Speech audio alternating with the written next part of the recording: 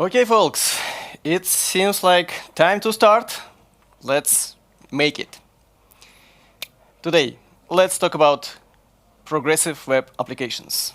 And let's stay on quite practical side of the things. First, I want to give you some inspirational information on why to put some efforts into learning and then building of that specific kind of web front-end applications. And then I will answer a question on how to build that kind of experience. And my hope that you can go and convert your, say, classical web application to progressive one, maybe in one evening, if you have some web front-end dev skills. Yeah, but it all starts with question why, right? And we really want to improve our user experience while keeping our own developer experience on a very good level. So in the big picture, we want to have fun while we build awesome web applications for our clients, visitors, customers, you name it. About myself, I'm Maxim Salnikov. I'm developer engagement lead at Microsoft Norway, and I'm a big fan of web platform. I do lots of technical speaking, training, blogging. Also, I organize few developer communities here in Oslo, where I live, and even a couple of conferences.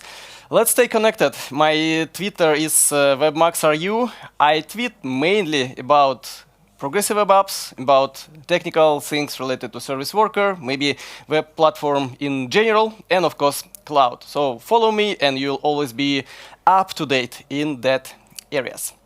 But back to today's topic. First, let's briefly give modern definition of what we call progressive web apps these days, because it's not a new concept. It's with us since 2015, and of course it went through some transformations in the definition and in understanding.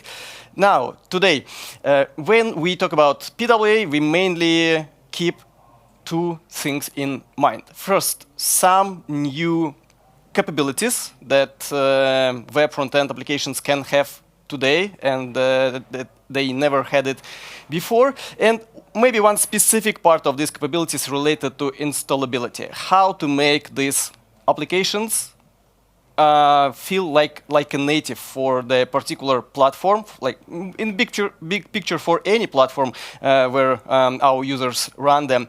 So and it all starts with installation, right? And then multiple integration points with operating system and the hardware. So how to better connect your app with everything that surrounds it. If we talk about some components of what constructs progressive experience, then the main pillar is something related to service worker API. So it's the main API behind maybe majority of all the concepts we ever reason about while talking about PWA. Significant part of service worker API is dedicated to networking. Different ways of optimization, how our application interacts with the outer world. Here we talk about offline readiness, about multiple optimizations we can organize, having full and very precise control over cache and many other things that are relatively new for the web front-end parts of the apps. And exactly on that level, we will stop a bit more detail today using our hero, the library I want to introduce, and I want to inspire you to start with, called Workbox. If we dive a bit deeper into this like onion of PWA, then of course many things in networking optimization related with this or that kind of caching. So this may be something that will also dedicate few slides today. So this is super brief intro what's PWA today, and now I want to give you just few numbers and a couple of very recent headlines to inspire you more and to better explain why to put some efforts into learning and building. We start with very recently released Web Almanac, this year's edition. So this is yearly kind of online magazine from organization called HTTP Archive that gathers lots of information about current state of the web. Basically, this is kind of snapshot of today's web, or what kind of websites, what kind of functionalities, what kind of features the modern web applications have. So it's quite serious research, and I'm proud to take part in this year's edition dedicated specifically to chapter about progressive web apps. So current numbers show that more than 3% of websites today are driven by service workers. Yes, you see this number on your screen. Of course, Web Almanac doesn't scan every single web URL, right? It's just impossible. But they have sample containing few millions of web addresses, so I assume it's quite representative. So we somehow can extrapolate these numbers. And these 3% of web addresses driven by service worker, they actually serve around 1/5 of all web traffic. That's significant. And that means that quite popular, quite large, quite well-visited websites use this technology.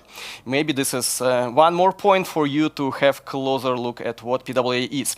And as promised, couple of very recent headlines. Literally, these are news from like day before yesterday and maybe months ago.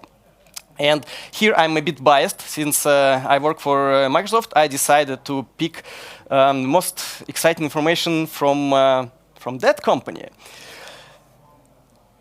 Power Apps portals are becoming progressive web apps, and you literally, as a user, maybe it's incorrect to call people who build Power Apps developers, right? At least they are not, majority of them are not professional developers. This is by intention, by design of this service. We call them citizen developers, and basically it's a very broad range of job titles who might be interested, who have enough skills to build applications. So after all, what they built, this is application, and despite its no code / low code, almost without the code, this is application that optimizes this or that business process in their company. So it's absolutely valid way to build these experiences. So back to this article. Now you have just one checkbox or slider, as you see on the screen. Bumps, and this is a progressive web app. So that means it's installable, offline ready. And just imagine the scale. Just imagine number of Power Apps portals available already, and will be built in the nearest future. And suddenly they all receive immediate support of all these nice features. Furthermore, another quite popular product from Microsoft, Microsoft 365, what we called Office 365 before, also go that way. We have web applications as a part of this product family as a very significant part. And for example, I personally maybe mainly use only web versions of Office, Word, PowerPoint, lots of other things, and they also get support as and so they also become progressive web apps. So we had so-called project Nucleus. I believe it all starts with a relatively new product called Microsoft Lists. So maybe this is first let's say, experiment how to build offline-ready installable experience. And again, to have this application as user-friendly as possible. User-friendliness, this is the title of my next slide. And why do large companies like Microsoft, like Google, and Apple does PWAs for their web applications?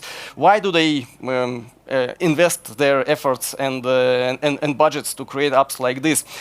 Well, user-friendliness, and it's not a secret that we all used to have nice applications on our mobile devices, right? And for example, when we install native mobile application, native desktop application, we don't care about connection status anymore when we want to just run this application, because app itself is always available after it was installed. Yeah, why do we ever have to think about are we connected or not? And PWA wants to bring that kind of experience to web applications. So while you type www.mywebsite.no, why to care are we connected or not if users previously visited this URL?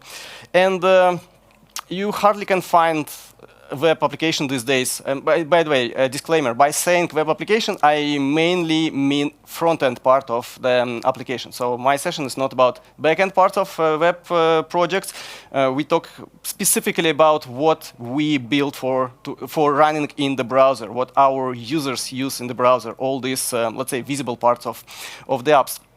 Yeah, so back to my statement. You hardly can find modern web app that is not consuming some data runtime. All these calls to internal or external APIs, CDNs, and many other ways to somehow interact with outer world. And here we can also come up with lots of optimizations by just having very precise, very thoughtful way to cache this JSON or XML or whatever files we download. And here, by saying caching, I do not mean HTTP cache, this old gold layer which is on the very bottom of caching.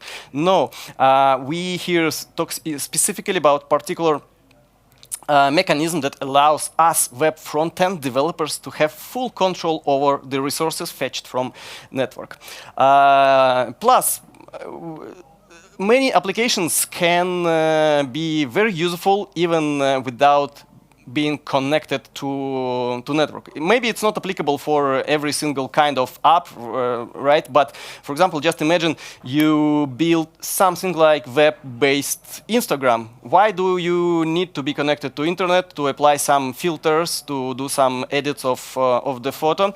You can do it offline. And here is the question: is your application ready to have that kind of experience? And in another point, do you carefully gather all the data users created during offline mode? And here it could be stats, or I don't know, people could enter some text and hit send. What happens if suddenly we are offline? Will our dear users see something like server not found? Maybe that's not the best. Maybe the best experience here is gently inform that you are offline now, but your data will be propagated to the servers right after first occasion when it becomes possible, and implement code like that. And if we talk generally about all this jumping back and forth, online, offline, it might happen, and let's, my strong recommendation to you folks to architect your web front-end applications with thinking about being connected like a privilege. So it might be true, but be ready for offline, or even worse, Li-Fi, when you kind of connected, but in reality not. So PWA here to give us developers tools to find some workarounds around that, not to break user experience. Another point is updates. And again, here we can have a look at mobile application experience, mobile native apps. I mean, they update themselves in the background. Since I don't know which version of iOS, Android, this is something that is just here. It's turned on by default, and users expect this kind of experience. The same now we can build for our web front-end apps. Plus all the platform features, all these small devices equipped by enormous number of media capabilities, sensors, etc. We want to use them straight from our JavaScript code without any intermediate layers, without any need to wrap it into some kind of native experience. With all these points, we really want to keep the soul of web, its openness, its discoverability, its linkability, all these great features that are not available on other platforms where we build, distribute, and run our applications. So, with all these cool things that we can build for our web front-end apps, the question is, why then not every single application is what we can call PWA today? Well, there are multiple answers, and we can emphasize the one in form of joke. It's almost 3 years old, New Year soon, right? But it's still relevant. And in general, this joke is about a bit complex way to build your own service worker. I mean, it's so powerful API, and it's quite extensive. It has a whole family of let's say, sub APIs, and it's not about just one method, make everything cool and make everything offline ready, and like mitigate jump offline online. No, you have to code these experiences yourself. You have all the tools, all the API, but you have to build your own code to, let's say, provide all these fallbacks, provide all this ping pong for checking resource on network, checking resource in cache. Yeah, we'll get a bit closer to this. And still, after all, you can deploy, let's say, broken service worker that will not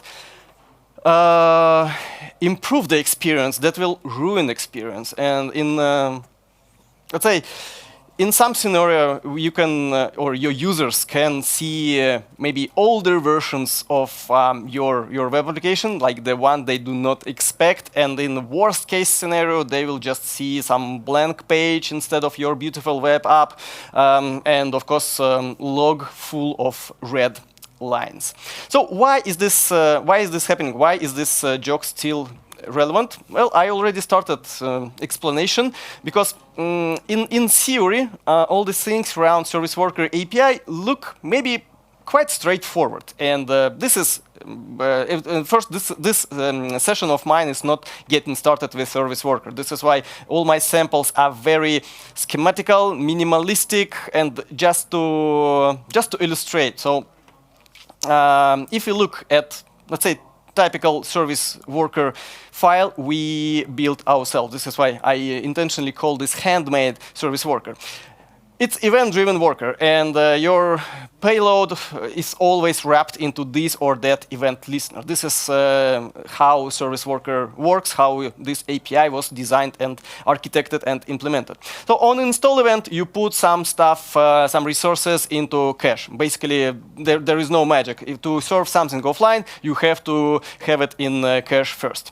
Then, on activate event, you somehow manage versions. Maybe you want to wipe previous version of your application and put some updated files into the cache storage, and the main, let's say, bunch of code goes to event called fetch, where a service worker intercepts 100% of outgoing HTTPS calls from your application, both explicit ones when you, for example, call fetch or XML HTTP request from your code, and implicit ones when you have some resources in your HTML markup, or even navigation requests when a user type something directly in the address bar. So it's all interceptable in the service worker, and the question is what kind of logic you want to build there to process these requests.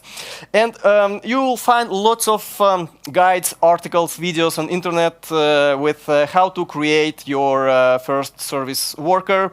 And maybe in around 100 lines you will get something ready for hello world. And don't try to recognize what's going on in this code sample. This is just to illustrate approximate volume of the code you need to have at least some offline experience. And maybe this will work for Hello World use case, for happy path scenario. But even in that case, you are missing so many points from what we call good developer experience. You remember from the beginning of the session, I strive to introduce some ways to build PWA while enjoying ourselves as developers. And you see that I listed quite a few things in red font that we might miss as developers. And still, even after going through some guides, doing our best in building service worker, we can get some issues after we deployed stuff in production, because we could forget about one of these points you see on your screens now, and you can get a call in the night from your boss or customer or client saying, why do I see older version of my website? I deployed new one. Where is this? Your service worker broke all my experience, but you promised that it will improve it. So what to do?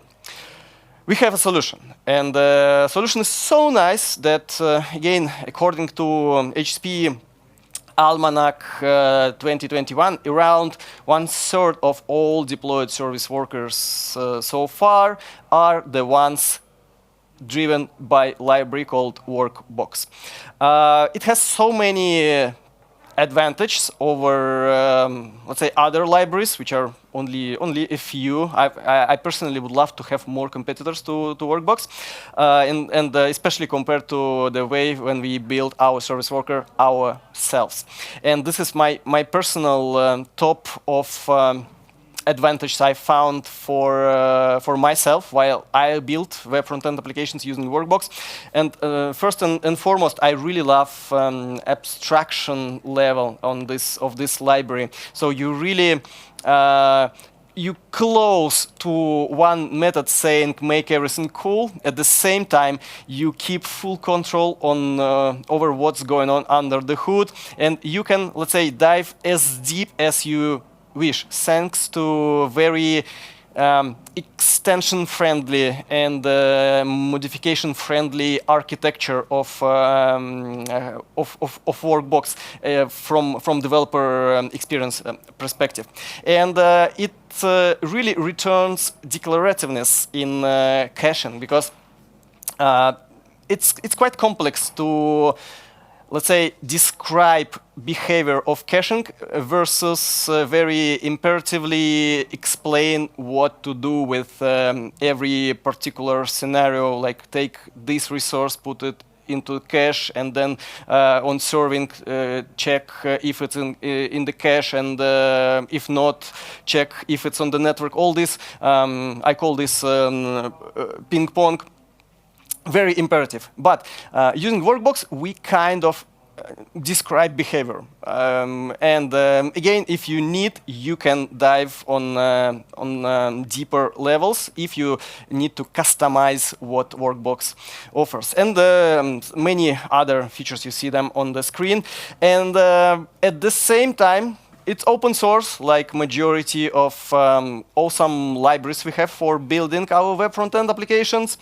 It's under active maintenance and support, not only by Googlers. It's initially from web dev team from Google. Now it's widely supported by the community.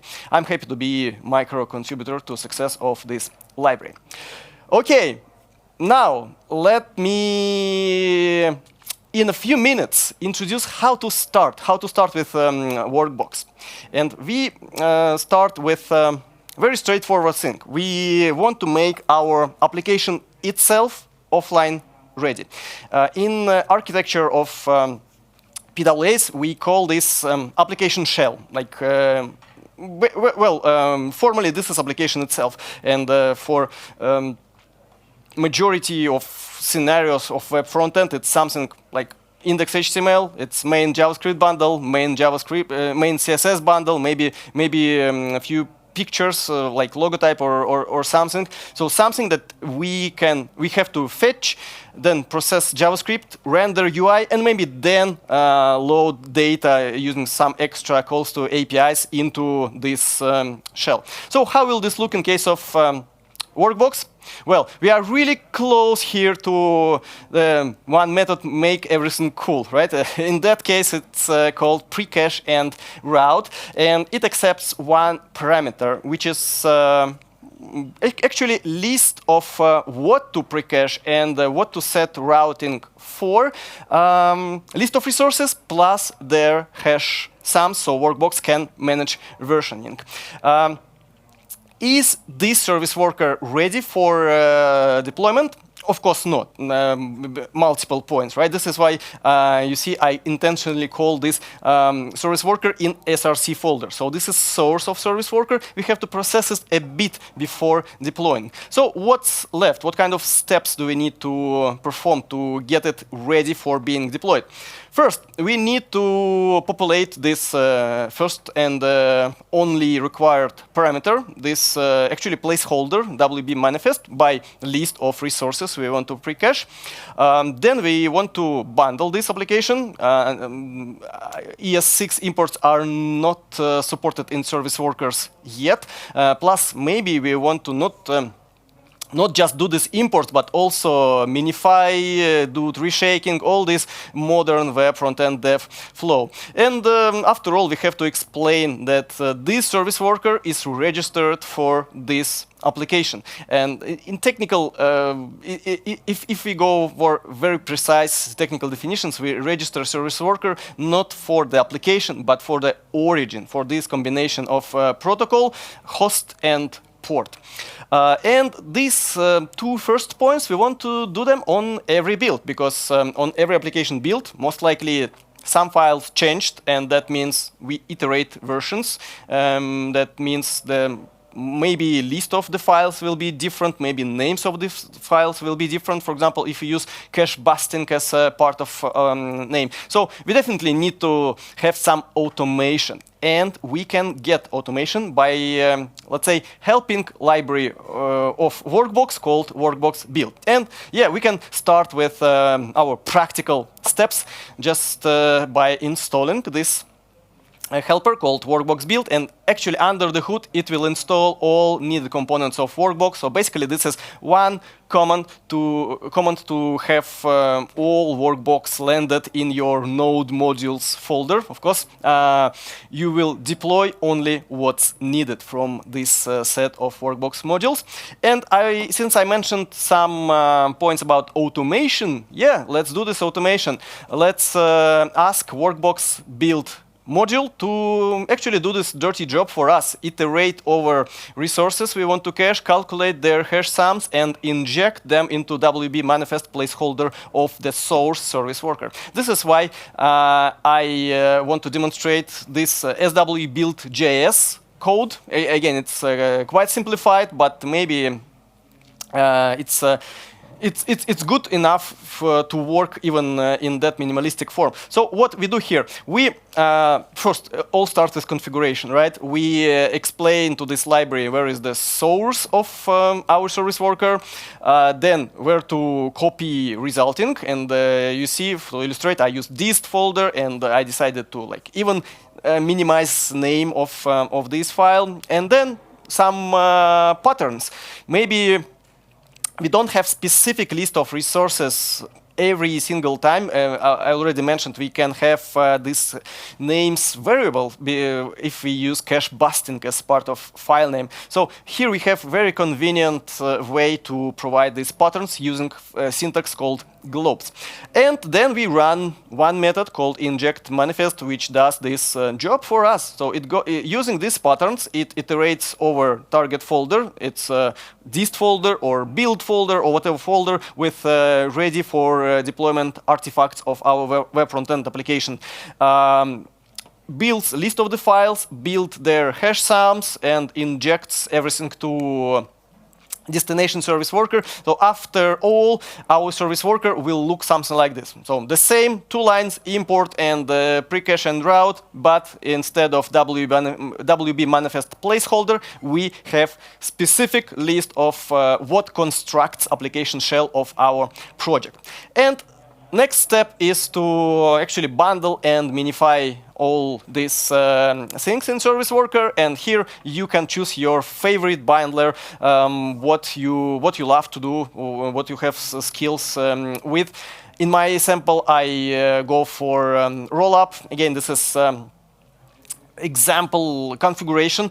We might need few rollup plugins to resolve all these imports, to switch between development versus production mode of Workbox, and then apply Cursor to uglify, to minify, to compact everything. So the configuration of plugins I illustrate on this slide, and basically in its minimal form you need very few lines of code to configure rollup to run against your service worker. So here I switch Workbox mode, Workbox to production mode, and in development mode it's way more verbose. It outputs lots of information in your console for you to understand what's going on, which files Workbox pre-caches, which files Workbox serves, so that's very convenient. So it works when you just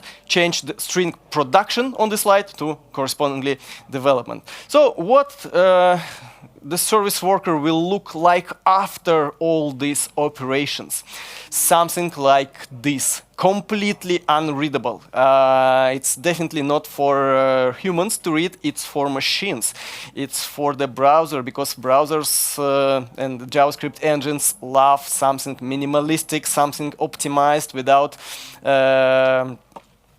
too much noise, right? And this is exactly what bundler produces for us. And in configuration, the last natural step will be to inject what I just described, injection of the manifest and bundling into general flow of application build. So first we build application itself. So it's super important to have this as a first step. When in dist or build folder we have all artifacts ready. Then we run Workbox build to create exact list of files to pre-cache, and then we bundle this. The last step will be register your service worker for the application. And yeah, here I just want to emphasize what I already mentioned. Despite we have the registration code in application, in main bundle of the application, we register service worker against origin. So you can delete your application, you can change version of the application, but service worker will remain registered for this origin after first time you did it. To register, first, of course, there is native way to register service worker available, just using service worker object dot register method. But we can also ask Workbox to help here, because Workbox has a library called Workbox window, or a module, let's call this like this. And this is exactly to provide some syntax sugar for the registration. This is number one. And what's more important, it provides all the hooks for us to follow important events in service worker lifecycle, which is quite sophisticated. We definitely can dedicate one or few sessions just to explain how service worker behaves, how complex its life. But here, what's important for us to look at is the time point when one service worker replaces another service worker, because in many cases that means that version of the application was updated after we deliver it and render it, let's say, previous version of the application, because on the screen. And here we can inform user about a new version is available, and user takes decision. Do they want to hit reload to refresh version of the application or not? Well, this is well-known trade-off or compromise in the world of progressive web applications when we immediately and offline ready serve what we have pre-cached, right, or cached on user's device at this time point. And of course, we don't know was a new version deployed on our servers or not at this time point, but we can get this knowledge immediately after we rendered something on the screen, right? So maybe you've seen experience like this, like I just demonstrated on that slide, when you open website and suddenly in a few seconds you receive kind of a notification. I hope it's gentle notification, because in many cases this is not something crucial, saying like there is a newer version available. And let's say for many users it could be very confusing, right? They open website, they see something, and after a few seconds they got this message. So, and they could think, why didn't you serve a new version immediately for me? Why do I have to click reload? Maybe they started to fill some long form. So it's important to provide this choice, not to do it explicitly and immediately. Yeah. So what does it mean if you see a message like this? That means a few points. First, this is web address, web origin driven by service worker, right? Second, you visited this address before. And third, between your previous visit and between current visit, version of what you see was updated. And maybe for us, developers implemented this, I call this smart update flow or gentle update flow, because it's optional. It's definitely not a requirement for your progressive web apps to have this title of progressiveness. You decide. If you feel that it's super crucial, super important for users to know that you deployed new version, go for it. If you, I don't know, deploy multiple times per day and these are subtle changes, why to ever bother the users? Because on the next refresh, on the next navigation reload, they will see new version after all. So after implementing all these steps, how the application will look and behave. On the next slide, I will demonstrate you animated GIF, not to spend time on live demo of simple blog application or news application. It's just a sample I created as a progressive web app, and I introduced exactly the steps I just demonstrated you on the slides. And you will see that we first load this application, and yeah, this is classical SPA, single page app. And then I go to network tab and switch network off, so browser pretends that there is no internet available for this particular origin. I hit refresh, and you will see that application is still available, at least core part of the application shell itself. Okay, so let me run this. Just follow. This is the app, and since this is sample, I dedicated 1/3 of the screen and 2/3 to the dev tools. And now let's go offline, hit reload.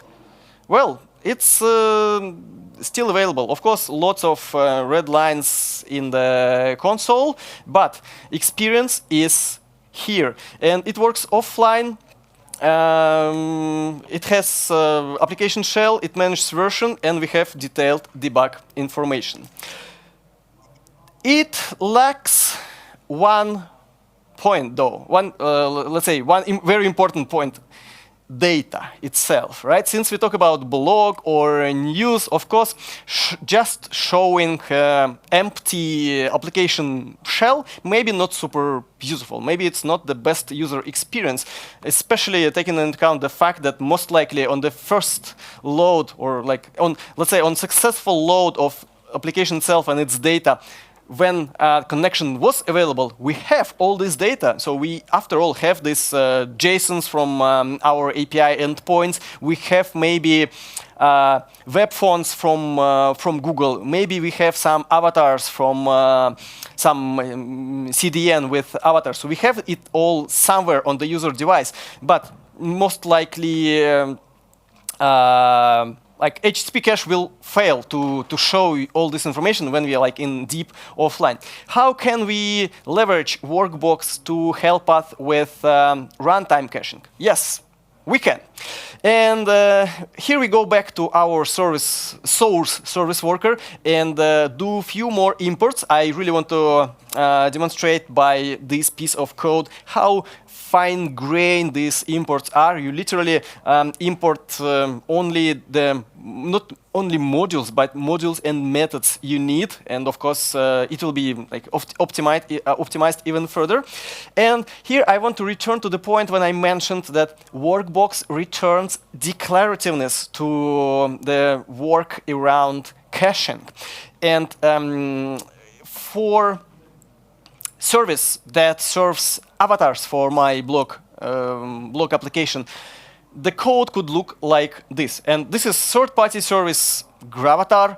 And what I do, I register strategy of caching for particular pattern of the URLs. And it's very well demonstrated on the code sample you see on the screen. First parameter for this register route method is pattern. And it's very important that we have way to provide patterns, because in many cases when we talk about runtime data, we don't have privilege to have this very specific set of the URLs we work with. It's in many cases this is /API /catalog /something. It could be unique ID of the product or article or whatever. So patterns are key here.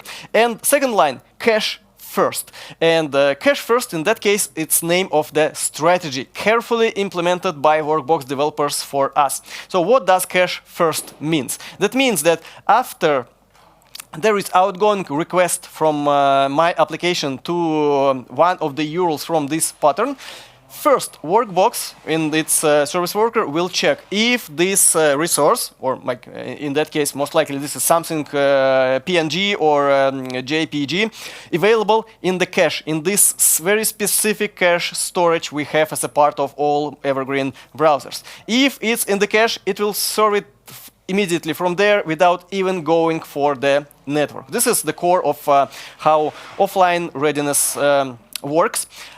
If it's not in the cache, if it's our very first visit, of course, Workbox will not find this file there, so it will normally fetch this from the URL it received and intercepted. If network is available, that's fine. This image will be served for the application, and at the same time, it will put it into cache for the next similar call. So next time we are covered by what we have in the cache. And I know that in Gravatar you cannot change content of the picture of your avatar. If you upload new picture, this will be a new name. And so this is why I know that for this particular URL, information will never change. So we can safely go for this very conservative strategy called cache first. For other scenarios, for example, for the list of articles, we can apply another strategy called network first. And as the name says, Workbox always tries to reach out to network first. If it's available, we serve this resource, JSON, in this scenario, and at the same time put it into the cache. Why? For offline scenario, when network is not available, of course we can we can try our luck with what in cache.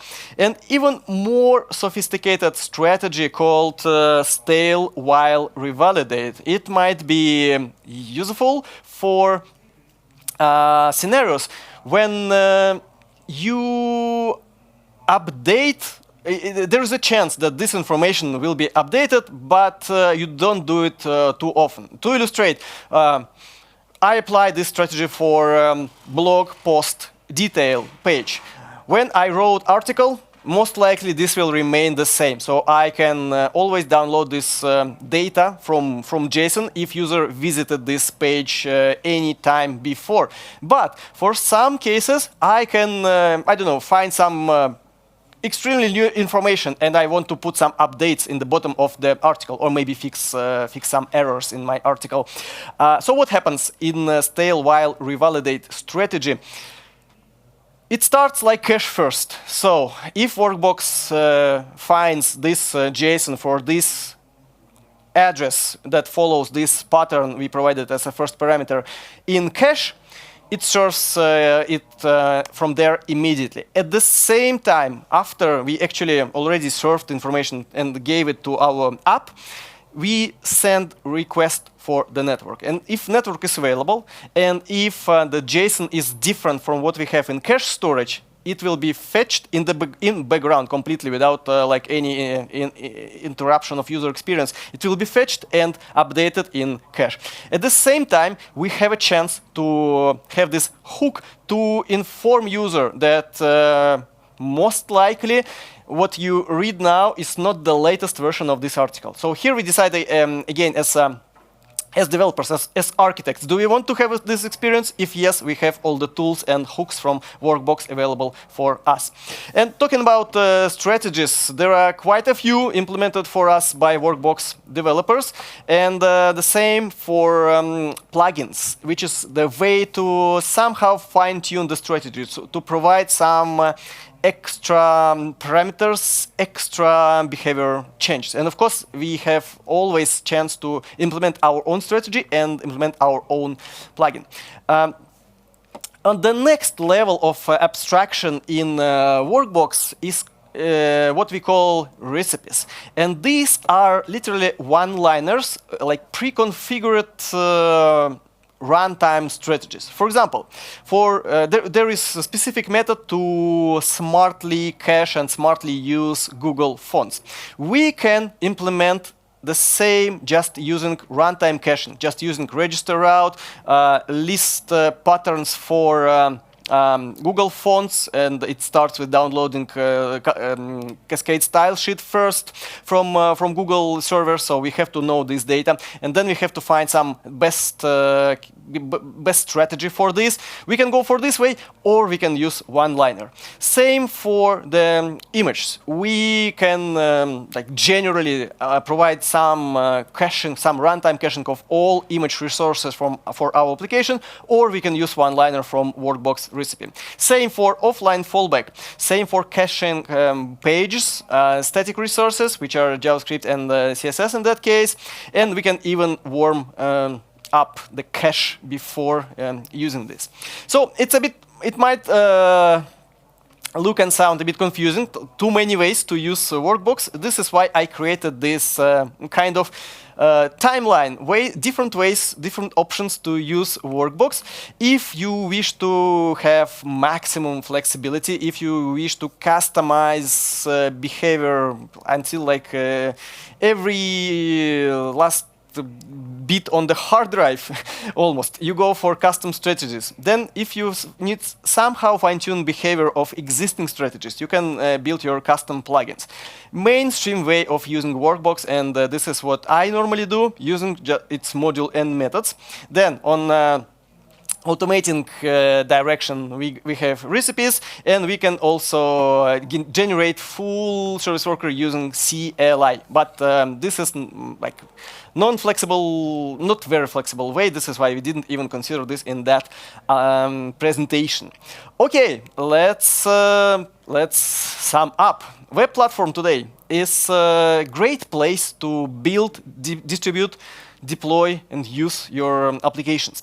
All the core APIs for having offline-ready, offline-friendly, offline-smart applications are in production in all evergreen browsers. All browsers. All. Even Safari on iOS. We have awesome tools like Workbox, available for our best developer experience. And with having great developer experience, let's not forget about user experience, because this is what we want to have in the focus. And let's not have any compromise on user privacy and security while we build all these cool thingies. And this is just a beginning. There are dozens more new APIs related to PWA are coming for stronger service worker features, for better integration of your application and underlying operating system, lots of things. So, my call to action for you folks.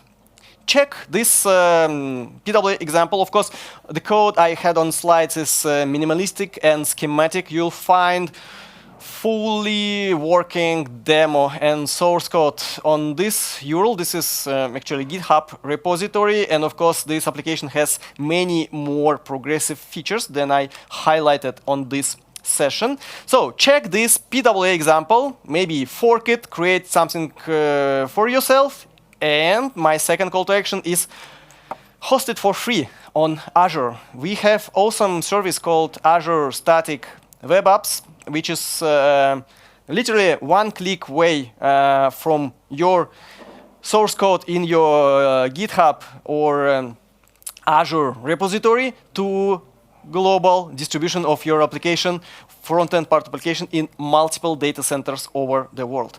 It has quite a nice free tier, so it's worth trying.